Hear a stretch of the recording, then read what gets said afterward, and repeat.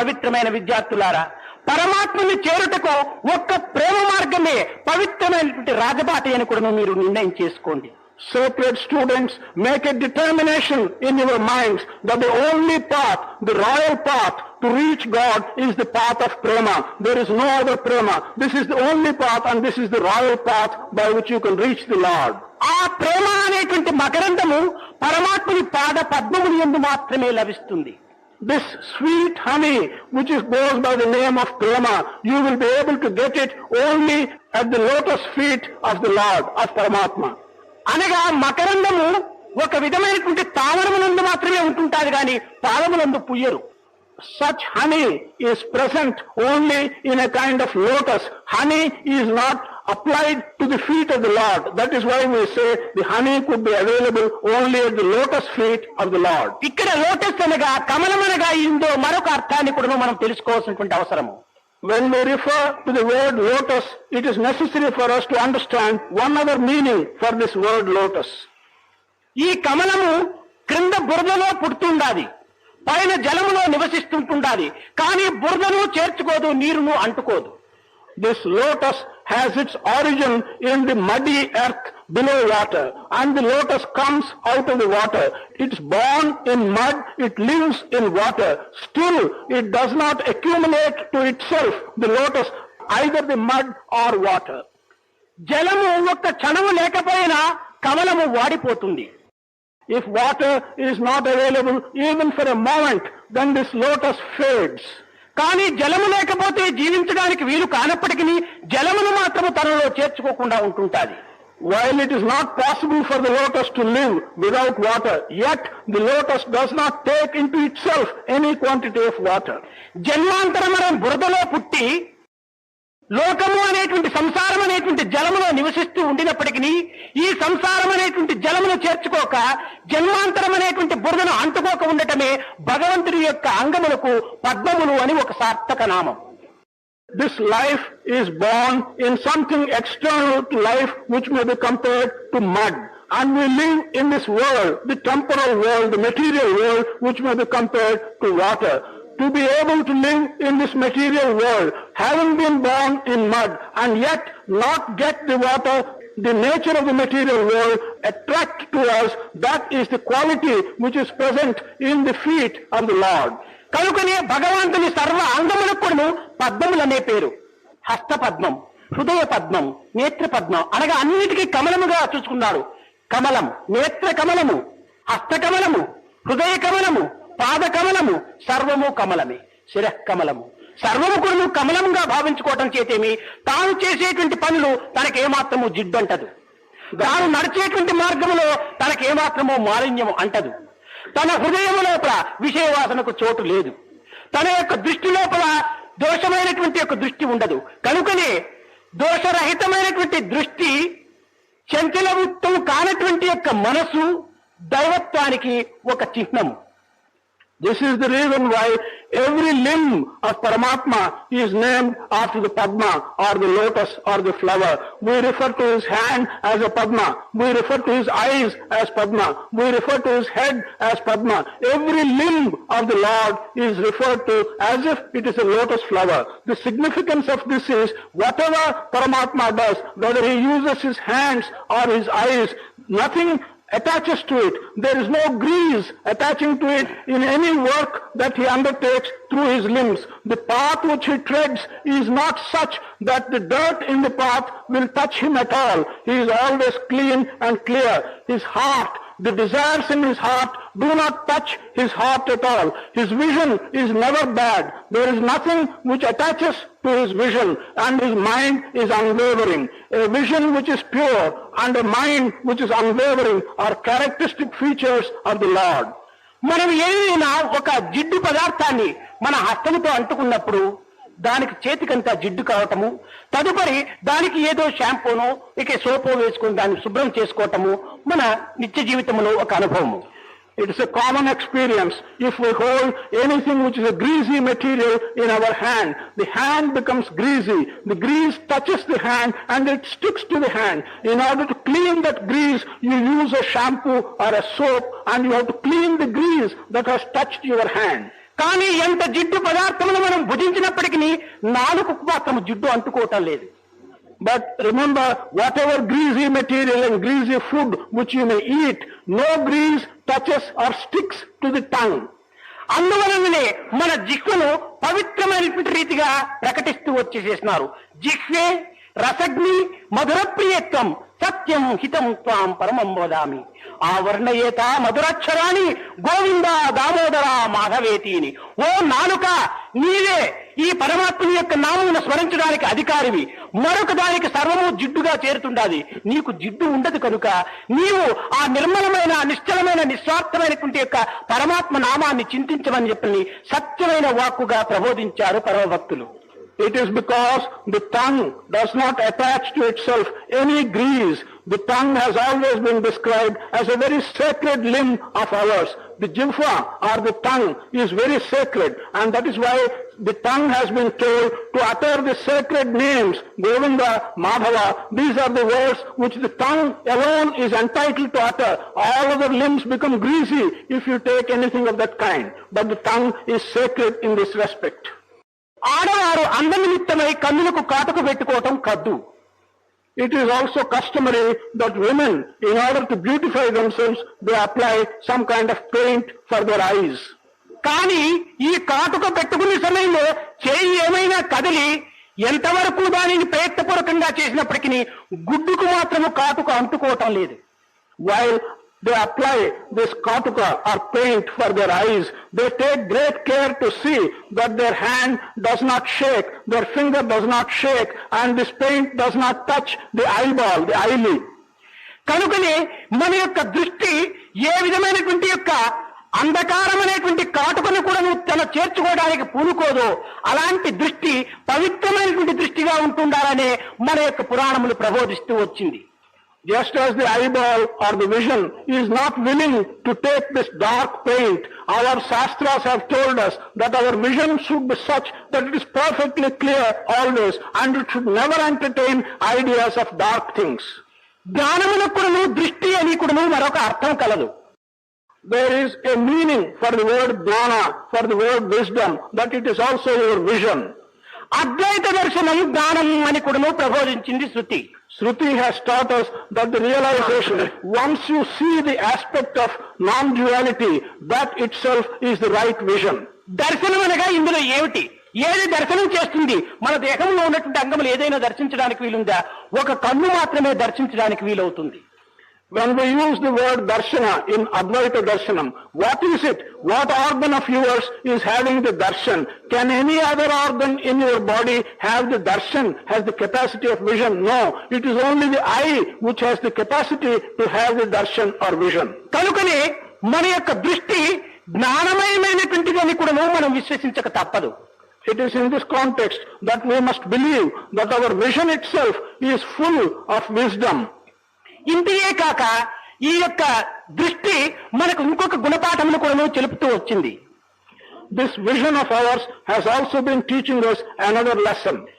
ఏ వ్యక్తి అయినా కూడా మన ముందు వచ్చి నిల్చుకున్నప్పుడు మన స్వరూపం అతని నేత్రంలో, అతని స్వరూపము మన నేత్రం లోపల కూడా చూడడానికి వీలవుతుంటుంది. If any individual comes and stands in front of us, it is possible for us to see the image of ourselves in his eye, and he can see his image in the eye of the person who is standing in front of him. కనుక మన ముందు ఉన్నటువంటి యొక్క వ్యక్తిని మనం దర్శించాలనుకున్నప్పుడు ఈ నేత్రము ఎంత ఒక అద్దం వంటిదిగా మనకు నిరూపిస్తుంటుండాదో అదే విధంగానే సర్వత్రా ఉన్నటువంటి యొక్క భగవంతుణ్ణి మనం దర్శించాలనుకున్నప్పుడు విజ్డమ్ ఐ, అదే జ్ఞాననేత్రము అనేటువంటి దానిని మనం సంపాదించుకోవాలి. In this picture, just as to enable you to see the individual who is standing in front of you, and to enable him to see you, your eye is being used as the reflecting mirror. So also, if we want to have the vision of the Lord, we will have to use the wisdom eye, the Jnananetra, as a mirror in which to get the Lord reflected. లోకాన్ని చూడాలనుకున్నప్పుడు మనం కన్నులు తెచ్చి చక్కగా చూస్తున్నాము. ఇంకా కనిపించకపోతే అద్దాలు కూడా వేసుకొని చూస్తాము. If we want to see worldly things, if we want to see the contents of the world, we open our eyes very well and look at the world. If we can't see, we also have helping glasses for our eyes. కానీ అదే ఒక దేవాలయానికి వెళ్లి భగవంతుని దర్శించిన తర్వాత కన్నులు మూసుకుని నమస్కారం చేస్తున్నాం. ఈ కన్నులు మూసుకోవటంలో ఉన్నటువంటి అంతరార్థం ఏమిటి? The same persons, when they go to a temple and when they look at the deity, as soon as they look at the deity, they close their eyes and they bring their hands together by way of obeisance to the Lord. దేవుణ్ణి చూడాలని చెప్పని ఆ యొక్క మందిరంలోకి వెళ్లి అక్కడికి వెళ్లి కన్నులు మూసుకోవటంలో ఏమిటి ఈ కర్మ? You want to see God, you go into the temple and then you close your eyes. What is the meaning of this act of yours for closing your eyes with a view to see the Lord? అక్కడ ఈ కర్మేంద్రియముల ప్రయోజనం లేదు స్వామి. నీ యొక్క దర్శనమును నేను చిత్రించుకోవాలనుకున్నప్పుడు నా జ్ఞానేంద్రియములు ఆ యొక్క జ్ఞాన చక్షుల ద్వారానే నిన్ను దర్శించడానికి వీలవుతుంది అనేటువంటి యొక్క గుర్తును వారు చూపించే నిమిత్తమై కన్నులు మూసుకోవటం జరుగుతూ ఉంటుంటారు. The meaning of this is that they show you that the physical eye is of no use to look at the Lord. You have to use your eye of wisdom. The wisdom eye alone, the Jnananetra alone will enable you to see the Lord. To proclaim this, they close their physical eyes to say that they understand that the physical eyes will never give you the vision of the Lord. It is through the eye of your wisdom that you can see the Lord. కనుక ఈ చర్మ చక్షులతో చూచేటువంటిది అంతా ఇప్పుడు అసత్యమనేకుడును చెప్పక తప్పదు. మనము అంతర్దృష్టి ద్వారా జ్ఞాన దృష్టితో చూచినటువంటి వారికి మాత్రమే నా యొక్క సత్యస్వరూపము గుర్తించడానికి అధికారం అవుతుంది. It becomes now necessary for us to say that all that you see with your physical eyes is untruth. Nothing of that can be truth. So it's only such people who are able to look at me with their inner eyes, with their inner vision, with the eyes of wisdom, that they have a chance of recognizing my true nature. This has to be said. దీనికి మరొక విధమైనటువంటి యొక్క ఉపమానము చెప్పడానికి నేను ఆనందిస్తున్నాను. I am feeling happy to give you another kind of analogy for explaining this situation. Janaka మహారాజు ఆస్థానం నందు అనేక మంది పెద్ద పెద్ద పండితులందరినీ కూడా చేర్చుకొని అక్కడ ఒక విధమైనటువంటి వాదము జల్పము అనేటువంటిది జరుపుతూ వచ్చారు. In the court of Janaka, it used to be practiced that he would invite several scholars and pandits and ask the scholars and pandits to engage themselves in a kind of divine conversation. ఇందులో వాదించేటువంటి యొక్క మార్గములో 3 రకములైనటువంటి యొక్క స్థానం ఉంటుండాలి. మొదటిది వాదము, రెండవది జల్పము, మూడవది తర్కము అని. The kind of arguments that were permitted to be carried on between these scholars in the court of Janaka were of 3 kinds. The first kind is vada, that is exchanging words. The second kind is jalpa. The third kind is tarka or logical argument. అనగా వాదమనగా కేవలము ఒక విధమైనటువంటి యొక్క తన యొక్క లక్ష్యాన్ని మాత్రమే ఉంచుకొని మిగతా వాటిని ఏమాత్రం కూడా లక్ష్యం చేయకుండా తాను సాధించినటువంటిది, తాను భ్రమించినటువంటిది, తాను చెప్పినటువంటి దానిని ఒక విధమైనటువంటి యొక్క సత్యస్వరూపంగా నిరూపించడానికి లోపల వాడు ఎన్ని రకమైనటువంటి మార్గములైనా కూడా త్రొక్కి దాన్ని సాధించుకోవటం పూనుకుంటాడు. The first kind, that is the vada, stands for the individual paying complete attention to his own idea, to what he wants to say. He can adopt any method by which what he is uttering is his idea, and by adopting several methods, he will establish the truth of whatever he wants to say directly. జల్పమనగా తాను ఒక శాస్త్రమును, ఒక నియమమును, ఒక విధమైనటువంటి పద్ధతిని తాను అనుసరించి తద్వారా తన యొక్క సత్యాన్ని నిరూపించడానికి పూనుకుంటాడు. The second method, jalpa, consists of using a shastra or quoting from a shastra and establishing whatever he regards as truth with authority and with conditions which he lays down and draws from one particular shastra. ఇంకా తర్కమనగా అనేక రకములైనటువంటి యొక్క వేదాంగములంతా కూడా కూర్చుకొని ఆ వాటి యొక్క ప్రమాణములు మాత్రమే ఆధారం చేసుకొని తద్వారా ఇది ఒక మీమాంస కింద కూడా చేరుతుంటది. అనగా పరిశోధన సలిపి ఒక నిర్ణయానికి వచ్చేటువంటి స్థితికి పూనుకుంటారు. The third method, tarka, consists of a very deep logical argument by which he begins to quote from the Vedas and from the Vedangas to confirm his ideas. It is a very deep analysis. They go into what has been stated in the Vedas and Vedangas and logically establish whatever he wants to establish by using the authority from Veda and Vedanga. ఈ విధంగా 3 విధములైనటువంటి యొక్క వాదనలు జరపడానికి ఆ ఆస్థానం లోపల ఏర్పాటు చేశారు. In this manner, in the court of Janaka, arrangements have been made to conduct these three kinds of arguments between the scholars. మా గొప్ప గొప్ప పండితులని పేరు పెట్టుకున్నటువంటి వారందరూ కూడా అందులో ప్రవేశించారు. Great many people, scholars who call themselves reputed scholars, they all entered this court. ఇంకా కొత్త కొత్త బిరుదులంతా కూడా ఆనాడు ఉండేటువంటిది పంచశికుడు, దిశికుడు, త్రిశికుడు అనేటువంటిది ఈ రకమైనటువంటి బిరుదులు కూడాను కంకణాలు ధరించి వారు రుద్రాక్షలు వేసుకొని చెవులకంతా కూడా రాళ్ల వలె వేలాడుకుంటూ మహావీరులైనటువంటి వారు ఈ తర్కము లోపల సింహముల వంటి వారైనటువంటి వారు కూడా అందులో ప్రవేశించారు. Many people who had several titles indicating their expertise, titles such as Panchasika, Trisika, wearing Rudrakshas, which are symptoms, or kundalas in their ears. These are symptoms of their scholarship.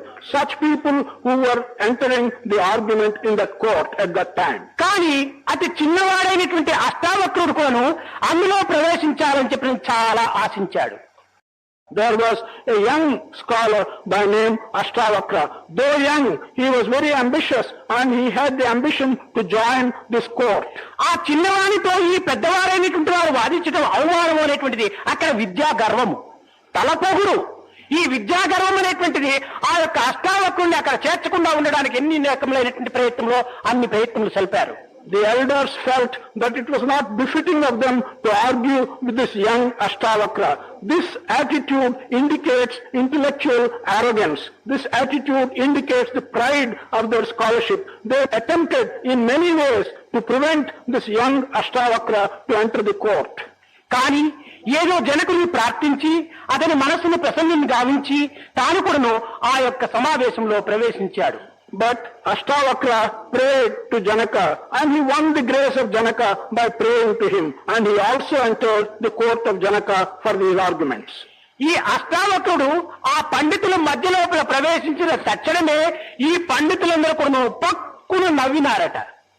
As soon as Ashtavakra entered the court of Janaka and went between these pandits, all the pandits who looked at him, they loudly laughed at Ashtavakra. వారు నవ్విన దానికంటే మరింత రెండెట్లు అధికంగా కూడా అష్టావక్రుడు నవ్వినాడు. Ashtavakra also laughed even more loudly with double the vigor of what these pandits did. పండితులకు ఒక విధమైనటువంటి ఆశ్చర్యం వేసింది. ఏమిటిది? మేము నవ్వటంలో ఒక కారణం ఉంటుండాలి, ఈ అష్టావక్రుడు నవ్వటం లోపల ఏమి కారణమో కనుక్కోవాలని చెప్పని ఒక పండితుడు ఆ అష్టావక్రుని నిలబెట్టి, అయ్యా మేము నవ్వటంలో ఒక కారణం ఉంటుండాలి, నీవు నవ్వటంలో ఉన్నటువంటి కారణం ఏమిటి చెప్పగలవా అన్నారు. The pandits were rather surprised. They thought there is a reason for their laughing. What can there be? What reason can there be for Ashtavakra laughing? This was the feeling which the pandits had. One of the pandits stood there, stopped Ashtavakra and asked him, we know very well that there is a valid reason for our laughing. What is the reason for your laughing? మీ యొక్క నవ్వులకు ఏమో కారణం చెప్పుతారా పండితులు గారు అని తాను ప్రశ్నించాడు. Ashtavakra asked a counter question. Pandit, will you tell us what the reason is for your laughing? నీ దేహము చూస్తే ఎలాంటి వారికైనా నవ్వు రాకుండా ఉంటుంటాగా మూర్ఖుడా అన్నాడు ఆ పండితుడు. The pandit said, anyone will feel like laughing if we look at your crooked shaped body. అప్పుడు అష్టావక్రుడు, నేను నవ్వినటువంటి దానికి కారణం చెప్తాను, మీరు వింటారా అన్నాడు. Then Ashtavakra asked, I will tell you the reason why I laughed. Will you be able to listen to it? Janaka మహారాజు మా గొప్ప గొప్ప పండితుల యొక్క సమావేశం జరుపుతున్నాడని చెప్పని నేను ఆశించి ఈ సమావేశంలో పాల్గొన్నాను. కానీ ఇక్కడ ఉన్నటువంటి వారంతా కూడా మాలమొద్దులుగా ఉంటున్నారు, వీరిని చూసి పండితులను భ్రమించాడే ఈ జనకుడని నాకు నవ్వు వచ్చింది అన్నాడు. Ashtavakra said, I was under the impression that King Janaka has been conducting a court and has invited dignified, learned pandits, and now I find that Janaka is mistaken. I am surprised that such foolish idiots have been mistaken by King Janaka to be real pandits and scholars. This is why I am laughing. ఏమి మానవారని చెప్పినన్నావా, చెప్పులు గుట్టేటువంటి వారన్నావా అని పండితులందరూ కూడా అతని పైన చాలా కొంతవరకును ఒక ఉద్రేకం చూపిస్తూ వచ్చారు. Ashtavakra used the word to representing a community called Mala, community of cobblers, those who make slippers. అప్పుడు ఈ అష్టావక్రుడు చెప్పాడు, మానవారికే చర్మం యొక్క వాల్యూ తెలుస్తుంది కానీ మిగతా వాళ్ళకంతా ఏమి తెలుస్తుంది? చెప్పులు కుట్టేటువంటి వారికే చర్మం యొక్క విషయం బాగా అర్థమవుతుంది కనుక మీరు నా చర్మాన్ని మాత్రమే గుర్తిస్తున్నారు కాబట్టి చెప్పులు కుట్టేవారితో సమానం అన్నారు. Ashtavakra said, I have regarded you as people, as cobblers, because it's only cobblers who can understand the nature of the leather that is used for stitching shoes. And since you have attached importance only to my external appearance, to the leather that is covering me as an external cover to my body, I have called all of you cobblers. కనుక పై దేహమును చూచేటువంటి వారు కాదు, పండితులు హృదయ స్థానమును పరీక్ష చేయాలి, హృదయ స్థానమును సందర్శించాలి. అదే వారి దివ్య దృష్టి. కనుక ఈనాడు బయట జరిగేటువంటి ఈ యొక్క శక్తులను, ఈ విధమైనటువంటి యొక్క నడవడికలను, ఈ విధమైనటువంటి యొక్క ఇచ్చి పుచ్చుకునేటువంటి విషయాలు మాత్రమే లక్ష్యం చేసుకుంటున్నారంటే నిజంగా అష్టావకుడు చెప్పినట్టుగా ఆ తెగకు సంబంధించినటువంటి వారే వీరు కూడాను. Pandits are true pandits only if they are able to see with inner vision what there is inside, what there is in the heart, what is the value of the inner contents in the heart. On the other hand, if people only look at the external appearance, what is an external cover, what is being shown to you in an external way, then all such people who have no idea of what there is in the heart, who only look at the external skin, such people will belong to the same class of cobblers which have been described by Ashtavakra in the court of Janaka. స్వామి ఇచ్చేటువంటి విభూతిని గురించి, స్వామి ఇచ్చేటువంటి వస్తువుల గురించి, స్వామి ఇచ్చేటువంటి యొక్క ఇంకా వేరు మందుల గురించి ఈ బయట విషయాలు మాత్రమే వీరు ప్రధానమైన లక్ష్యం ఉంచుకోవటము కేవలము ఇది అజ్ఞానం లోపల ఒక అంధకారంలో ఉన్నటువంటి అజ్ఞానం అనే కూడాను మరి చెప్పక తప్పదు. ఎటువంటి గొప్ప గొప్ప విద్యావంతులు కూడాను, గొప్ప గొప్ప పండితులు కూడాను నాలో ఉన్నటువంటి పవిత్రతను కించిత్తైనా కూడాను వారు దర్శించుకోవటానికి పూనుకోవటం లేదే. ఇది విద్య యొక్క లక్షణమా? ఇది నిజముగా విద్యావంతుల యొక్క లక్షణములా కావని కూడాను గట్టిగా చెప్పడంలో ఎట్టి సందేహము లేదు. To attach so much importance to these external manifestations, to always talk of the vibhuti which I give, to always talk about one thing and another which I materialize and give.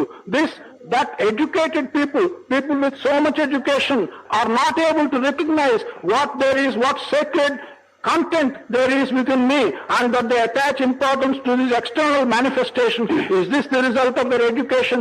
What is it? What value can we attach to their education when they are not able to see the inner contents and when they attach importance to only these external manifestations? విద్యార్థులారా, మీరు అట్టి మార్గమునందు ప్రవేశించక నా యొక్క హృదయాన్ని మాత్రమే మీరు గుర్తించి, నా యొక్క తత్వాన్ని మాత్రమే మీరు అనుభవించి, నా యొక్క ఆనందమును మాత్రమే మీరు అనుసరించి, నా యొక్క సర్వజ్ఞత్వం అనేటువంటి దానిని మీ యొక్క హృదయపూర్వకంగా అందుకోవటానికి తగినటువంటి ప్రయత్నం చేయండి. కానీ ఏదో స్వామి నాకు రక్షించాడు, స్వామి నాకు లాకెట్ ఇచ్చాడు, స్వామి నాకు గడియారం ఇచ్చాడు, ఈ తుచ్చమైనటువంటి యొక్క భౌతికమైనటువంటి యొక్క దృష్టిని మాత్రం మీ లక్ష్యంలో ఉంచుకొనక అవన్నీ కొన్ని అల్పమైనటువంటివి. స్వామి యొక్క అనుగ్రహమే మీకు చిక్కిన అనంత జగత్తే మీకు వశమైపోతుంటాది.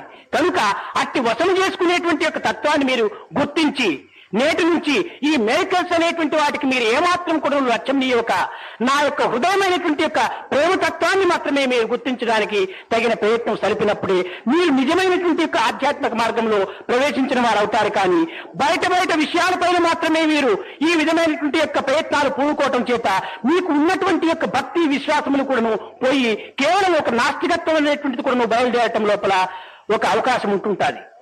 Students, you must not take such path. You must follow a path by which you can see in my heart.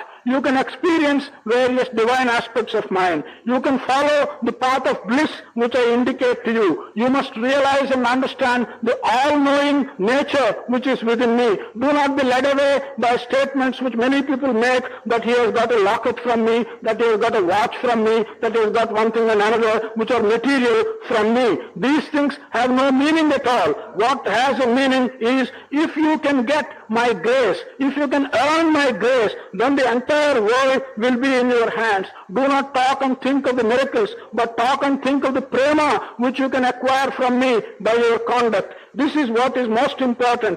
This is what I hope you will be able to enjoy and you will be able to acquire. విలువనే నిర్ణయం చేయలేటానికి సాధ్యము కానటువంటి యొక్క ఈ వజ్రం అనేటువంటి నన్ను నేనుండగా దీన్ని పొందడానికి మీరు ప్రయత్నం చేసుకోండి. ఆ యొక్క తుచ్చమైనటువంటివన్నీ కూడాను మీకు ఎన్ని రకములుగా మీకు అభివృద్ధిగా ఉంచడానికి కానీ అందుకోవటానికి కానీ అవకాశంగా ఉంటుంటుంది. దీన్ని మాత్రం దూరం చేసుకొని వాటిని మాత్రమే చెంత చేర్చుకోవటానికి పూనుకుంటే ఇది ఏమాత్రము సరైనటువంటి మార్గం కానేరదు. When there is an invaluable diamond in me, you must try and acquire and not make this invaluable diamond go away far from you. You must be as close to it as possible. Instead of acquiring and keeping this invaluable diamond, if you all the time try to acquire some trivial thing like a locket or a watch, you will only be satisfied with that. If you can understand and keep as close to you as possible and not let this invaluable diamond go away and miss it, then that would be the greatest achievement on your part. అది కూడాను అవసరమే. That is also necessary. అనగా స్వామి ఏది అనుగ్రహపూర్వకంగా అందిస్తుంటాడో అది కూడా మీరు పుచ్చుకోవటం అవసరమే. What Swami gives you by his grace, to take it and to treasure it is also necessary. దీని యొక్క అవసరం ఏమిటి అని కూడా మీరు కొంత విచారించవచ్చు. You may ask a question, what is the necessity for taking and accepting such a thing? అనగా ఈ దివ్యత్వమైనటువంటి యొక్క నా డిపార్ట్మెంట్ లో ఉన్నటువంటి యొక్క నిర్ణయాలు కూడా కొంత మీకు తెలపవలసినటువంటి అవసరము. In this context, it is also necessary the kind of decisions which come out of the sphere of the divinity which is present in me. ఎవరికైనా ఒక రక్ష ఇచ్చి ఉంటాను, ఆ రక్షణ వారు మెడయందు వేసుకుంటారు, లేక మరొక ఎక్కడైనా కూడానో తన దేహం నందు ధరించవచ్చును. I would have given some protective talisman to someone, and that talisman may be worn by that individual either in his neck or somewhere in his body. ఈ పదార్థం వల్లనే నా యొక్క ప్రేమ కానీ, నా యొక్క అనుగ్రహం కానీ, నా యొక్క ఆశీర్వాదం కానీ మీ వెంట జంట ఉంటుందని మాత్రం మీరు అనుకోనక్కర్లేదు. అది లేకపోయినప్పటికీ ఉంటుంటాది. కానీ మీకేదైనా ఒక ఆపదలు కలిగినప్పుడు ఆ యొక్క రక్ష ఒక్క క్షణము లోపల కేవలం ఒక ఫ్లాష్ వలె ఇట్ట వచ్చి నా దగ్గరకు వచ్చేసేస్తుంది. ఇది ఏమిటి అని చూసినప్పుడు ఆ రక్ష నేరుగా మరి మీ దగ్గరికి వెళుతుంది. అప్పుడు స్వామి యొక్క దృష్టి మీ పైన పట్టడానికి ఒక అవకాశం ఉంటుంటుంది. ఇది నాలో ఉన్నటువంటి యొక్క గుట్లు అనగా ఒక విధమైనటువంటి యొక్క విలువైనటువంటి యొక్క అంతరార్థములు. You do not have to have the feeling that it is only when you wear such a protective talisman given by me that Swami will be with you, Swami will be looking after you, that Swami's grace will be available to you. The meaning of this, the significance of this, when one is wearing such a protective talisman given by me in my grace, and if that individual gets into danger, is in any difficulty, then this talisman immediately flashes in one flash, brings the news to me, and with my grace it again goes back to you and takes my grace to you. This is the kind of secret which exists in this divine talisman which flows from me, and this is the function of your wearing it. అనగా నా దృష్టిని నీ పైన ప్రసరించడానికి ఇది ఒక విధమైనటువంటి యొక్క సంబంధం కల్పిస్తూ వస్తుంటాది. This creates a kind of connection between you, the wearer, and me, so that my vision, my grace may flow to you. ఈ విధమైనటువంటి రక్షలు అనేక లక్షల మందిని కూడాను రక్షిస్తూ వస్తుంటాయి. Such protections have been protecting many people, lakhs of people. దీనికి ఒక చిన్న ఉదాహరణమే మన భగవంతుడే ఉంటున్నాడు. There is a small example for this. If I have to give you an illustration, there is an illustration in Bhagavantam himself. April లోపల భగవంతుడు నాతో బొంబాయికి వచ్చాడు. అక్కడ నా కార్యక్రమంలో చక్కగా పాల్గొన్నాడు.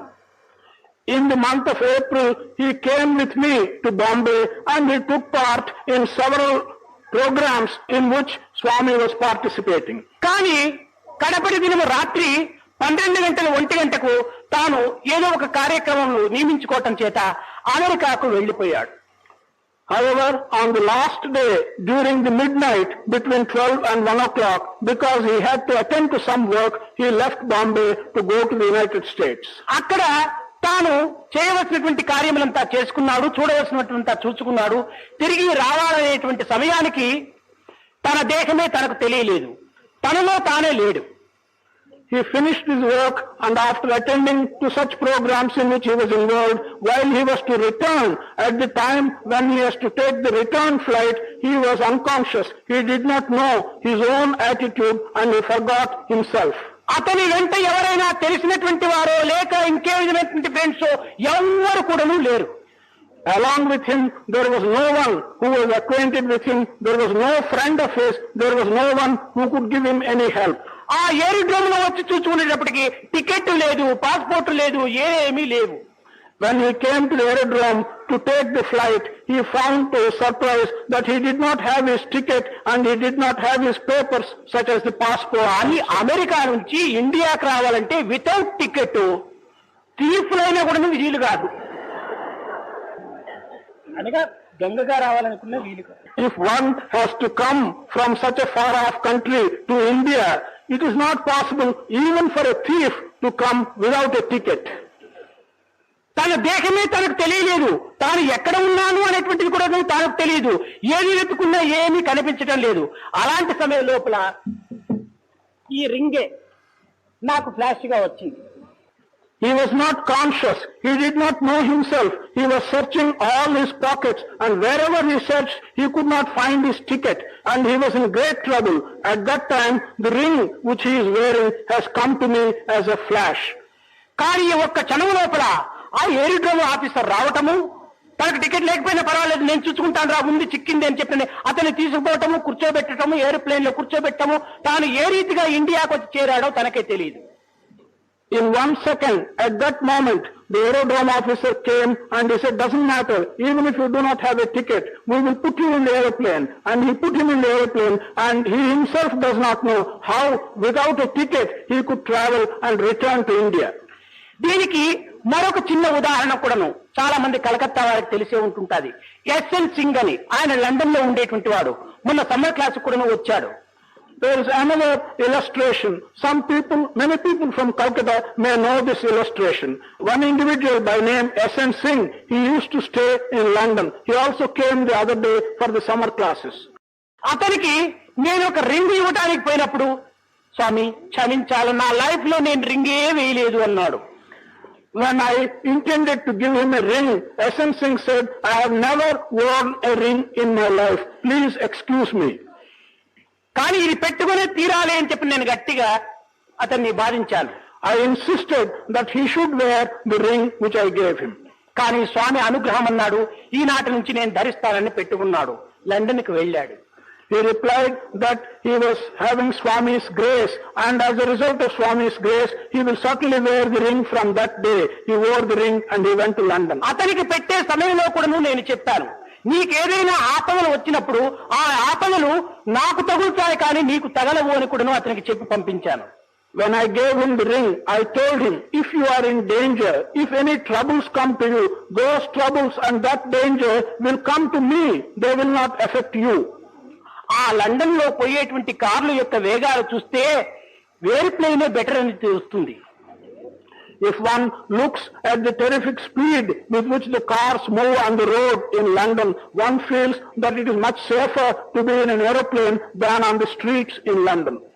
అక్కడ తన కారుకు ఒక పెద్ద కారు వచ్చింది, నేరుగా అతని ఆ కారుకు ఇది యాక్సిడెంట్ జరిగింది.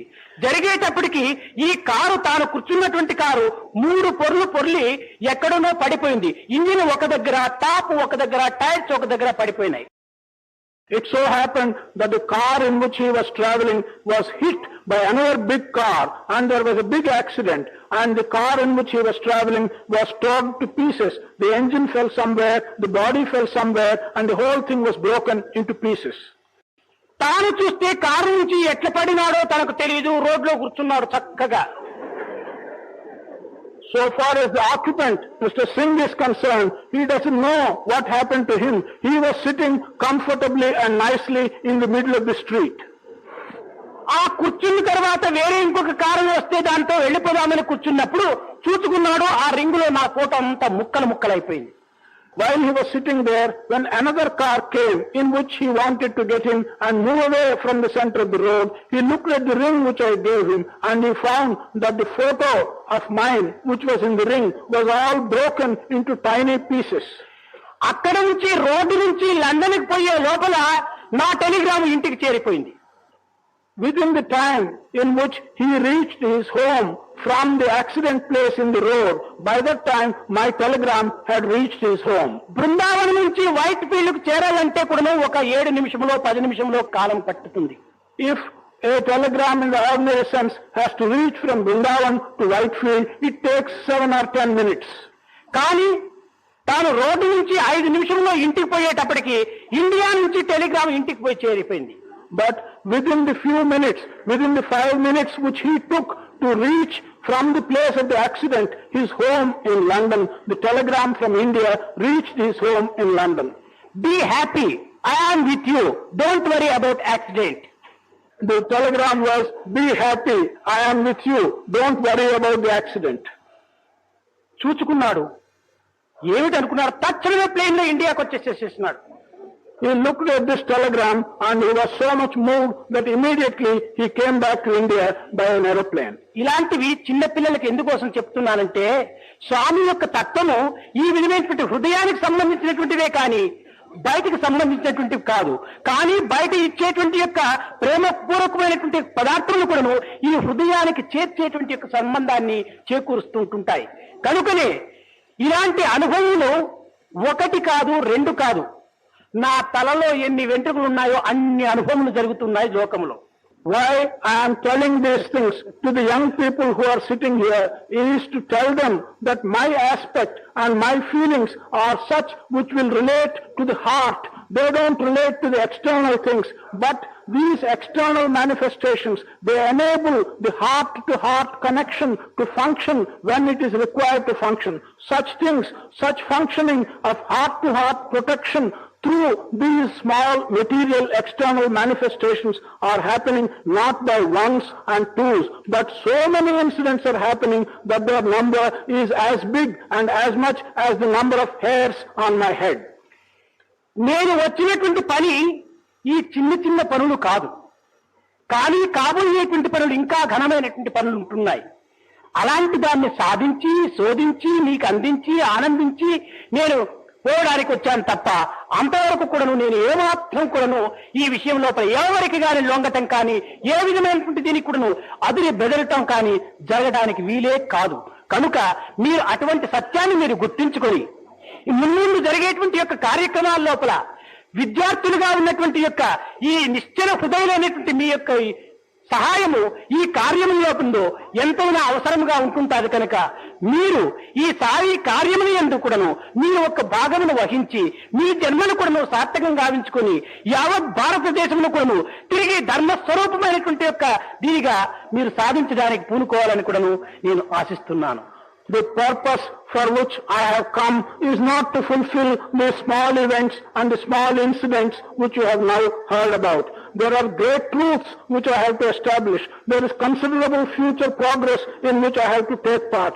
No one can deter me, no one can prevent me from fulfilling the task for which I have come, namely the establishment of the great truths and future progress. And to do Sai work, you have a part to play. While you are students, you must do your part. You must take your part in the great fulfillment of the Sai work which remains ahead of us.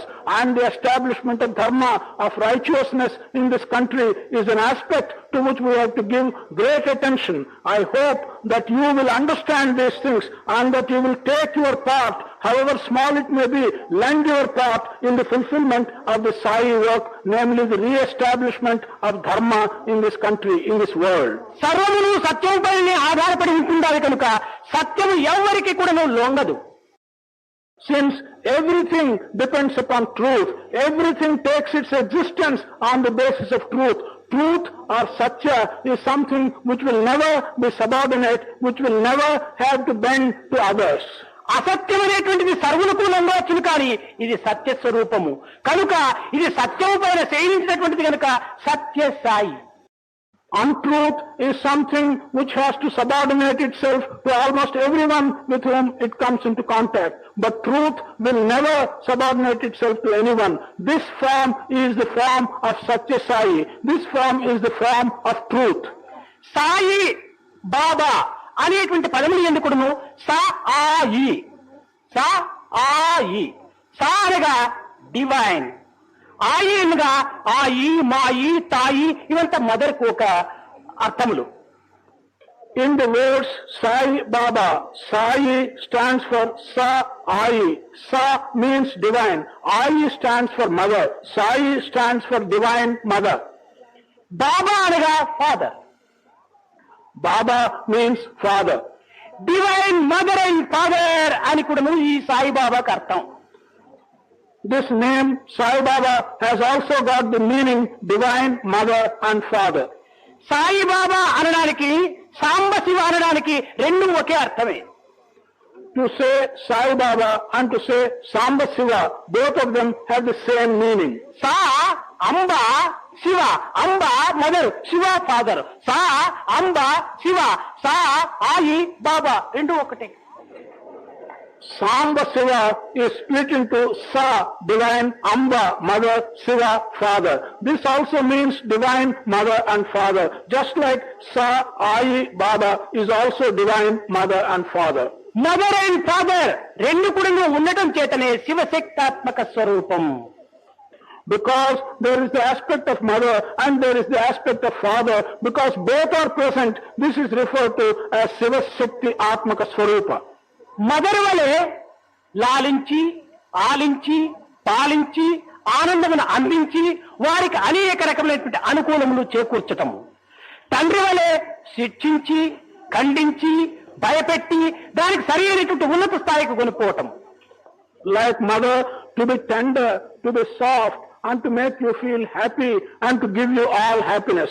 Like father, punish you when necessary, criticize you when necessary, and through these methods take you to a high level of attainment. This is the purpose of the mother and father. లోక సంబంధించినటువంటి తల్లిదండ్రులైనా కూడాను తమ స్వార్థములు కొంతవరకు గుర్తించుకొని తమ స్వార్థ నిమిత్తమై ఇతరులు కొంతవరకు కుమారులను కూడాను దండించవచ్చును. కానీ ఈ డివైన్ మదర్ అండ్ ఫాదర్ స్వార్థరహితమైనటువంటి దీంట్లో ఉన్నత స్థాయిని పోవాలనేటువంటి ఉద్దేశంతో మీకు పవిత్రమైనటువంటి స్థానాన్ని అందించాలని చెప్పని పవిత్రమైన ప్రాప్తిని కూడా నువ్వు చేకూర్చాలనేటువంటి యొక్క సంకల్పంతో శిక్షించటమే తప్ప అది శిక్షగా మీరు భావించకూడదు. అది ఒక రక్షగానే మీరు విశ్వసించాలి. Mother and father in the worldly sense, sometimes they may become selfish. Sometimes they may punish you in a manner which smacks of selfishness. But this divine mother and father has no selfishness in him. He is selfless.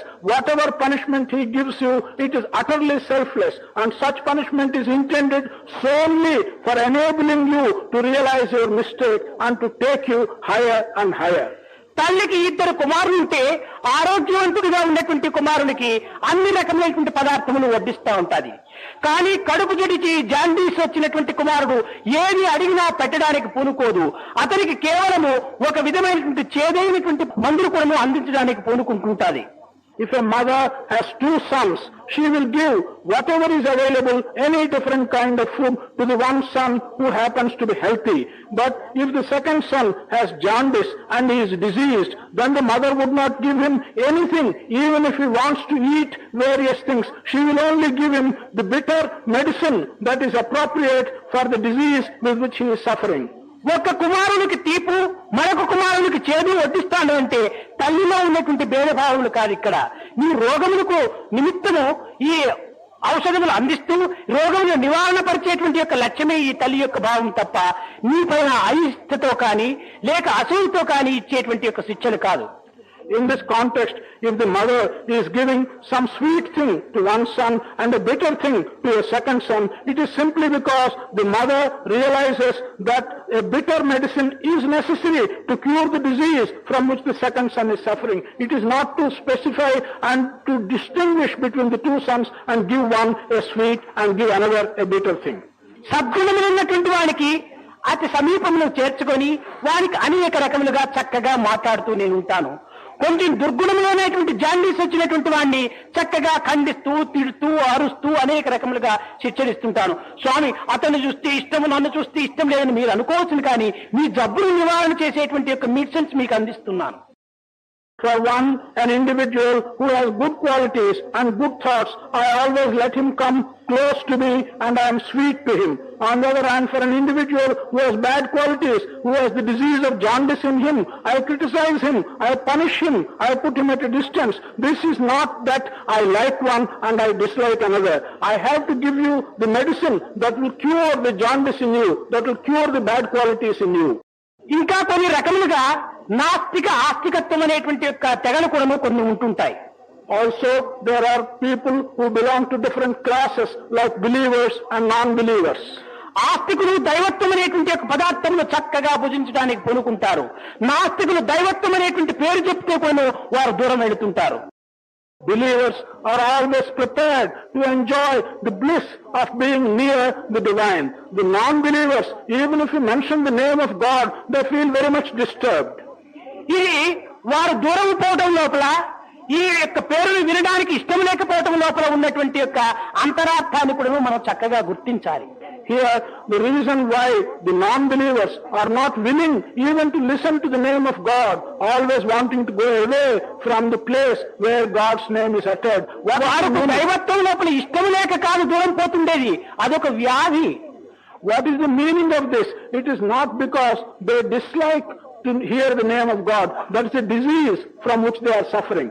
పెళ్లిళ్ళు ఇంకేదైనా వైభవాలు జరిగే సమయంలో ఇలాంటి summer క్లాసుల time లోపల కూడాను అందరికీ laddu వడ్డిస్తూ కూర్చుంటుంటాం. In functions like marriages or in congregations like the summer class, we distribute laddus for everyone. అందరికీ వడ్డిస్తూ వచ్చేటప్పటికి ఒకరిద్దరు నాకు వద్దు వద్దు అంటారు. While we offer laddus to all, one or two people say, no, please don't give me a laddu. కానీ వారికి లడ్డు పైన ఇష్టం లేక కాదు, వాళ్లకు కేవలం diabetic patient. They decline. They say, don't give me a laddu. Not because they don't like a laddu, but because they happen to be diabetic patients. కనుకనే దేవుడు వద్దు అనేటువంటి వాళ్ళు diabetic patients. Such people who do not want to have or go near God, such people are like diabetics. కనుకనే అట్టివారు నాస్తికులని కూడా మనం అనకూడదు. అతనికి ఏదో ఒక జబ్బు చేరింది, ఆ జబ్బు నయమైన తర్వాత తప్పక ఈ యొక్క తీపును భుజిస్తాడని కూడాను నా యొక్క ఆనందము. Such people should not be called non-believers. Such people are suffering from disease. If only that disease can be cured, they will enjoy the name of God as much as the believers will enjoy. అంతవరకు మనం పోనక్కర్లేదు. మనకి ఏదైనా ఒక malaria జ్వరం వచ్చింది అనుకున్నప్పుడు మనం లడ్డు తిన్నా కూడా చేదుగానే ఉంటుంటాది. అది పదార్థ దోషమా? కాదు, మన నాలుకలో ఉన్నటువంటి విష జ్వరము. We do not have to go so far. If one is suffering from malaria, even if he eats a sweet, then he will feel a bitter taste. Is this bitter taste coming from the sweet? No, this is coming from your own tongue because of the disease which is in you. ఆ యొక్క జ్వరము నయమైన తట్మే తీపు తీయగానే కనిపిస్తుంది. The moment this malaria is cured, immediately a sweet will be of sweet taste. కనుక ఇక్కడ రోగమును నివారణ చేసేటువంటి ప్రయత్నం చూసుకోవాలి, కానీ ఈ తీపు తినలేదే అని చెప్పి మనం నిర్బంధం చేయడానికి పూనుకోకూడదు. In this context, one should try to cure the disease. One should not feel that he has not taken the sweet, so let me compel him to take the sweet. That's not the right attitude. నా దృష్టి లోపల ఏ ప్రపంచమంతైనా కూడా సరే నాస్తికుడు అనేటువంటి వాడు లేడు. In my view, in the entire world, there is no one who can be called a disbeliever. ఏదో ఒక విధమైనటువంటి కారణాన్ని పురస్కరించుకొని లేక లీడర్షిప్ ను ఆశించుకొని ఏదో ఒక విధమైనటువంటి కొత్తగా ఒక సంస్థను స్థాపించుకోవాలనేటువంటి యొక్క స్వార్థం పైన తాను ఒక విధమైనటువంటి లక్ష్యం ఉంచుకోవటం చేత ఈ పరార్థమైనటువంటి యొక్క దివ్యత్వాన్ని తాను ఆశించలేకపోతున్నాడు. కానీ హృదయములో అతనికి కూడా దానిపైన ఆశ ఉంటుంటాయి. In this context, the situation is truly that this individual has got some selfish desire. He has got some selfish ambition. Probably he wants to establish an organization himself. Something selfish makes him divert all his attention to the fulfillment of his desire. He is not able to give any attention to think of the spiritual aspects of the parartha. తనను తాను ప్రేమించినటువంటి వాడే నాస్తికుడని చెప్పడంలో ఒక అర్థం ఉంటుంటుంది. కనుక తనను తాను ప్రేమించినటువంటి వాడు లోకంలో ఎవ్వడు కూడాను లేడు. There is some meaning, some justification in calling an individual who cannot love himself an atheist, a disbeliever. But in this world, there is no one who cannot love himself. భగవంతుని నేను విశ్వసించను కానీ ఆత్మవిశ్వాసం నాకుంది అని చెప్పి అనుకుంటాడు. ఆత్మ ఎవరనుకున్నాడు? There are many people who say, I have no faith in God, I have no confidence in God, but I have confidence in myself. But who is this self? Who is the Atma? What does he think when he says, నేను అంటున్నాడు కానీ తానెవడు? తానే దైవం. He says, I, and he refers to himself always. But who is this I and who is the self? This I and the self is God. This is my body, my mind, my buddhi, my chitta, my indriya, my antakarana. But who am I? He keeps on saying and claiming ownership. This is my body, this is my hand, this is my intelligence, this is my antakarana. But who is this I who is claiming ownership of all these things? Kanuka, this is my body. I am not body. Here, when we say, this is my body, you are not identifying yourself with the body. You are not the body. కనుక mind, బుద్ధి, చిత్తం, ఇంద్రియము, అంతఃకరణంతా కూడాను ఒక విధమైనటువంటి యొక్క చేర్చుకున్నటువంటి ఒక properties. I అనేటువంటి వాడే యజమాని. So, all these limbs, mind, buddhi, chitta, antahkarana, all these things for whom the ownership is claimed by this manager, this head, this I, he is different from the body, from the mind and from the buddhi. కనుక self confidence భగవత్ విశ్వాసం. Self-confidence is synonymous with faith in God. కనుక అట్టి వారందరూ కూడాను ఆస్తికులే తప్ప నాస్తికులు మాత్రం కాదు. So all people who have self-confidence are believers. They cannot be called non-believers. అందరి యందు కూడాను దైవత్వం అనేటువంటి ఆత్మ ప్రకాశిస్తూ ఉంటుండాలి. ప్రజ్ఞా స్వరూపం లోపల చూస్తూ, మాట్లాడుతూ అన్ని రకములైనటువంటి శ్రవణములు కూడా చేస్తూ గలుగుతున్నది. The divine Atma is shining in everybody in the form of prajnana, in the form of wisdom. It is self-effulgent.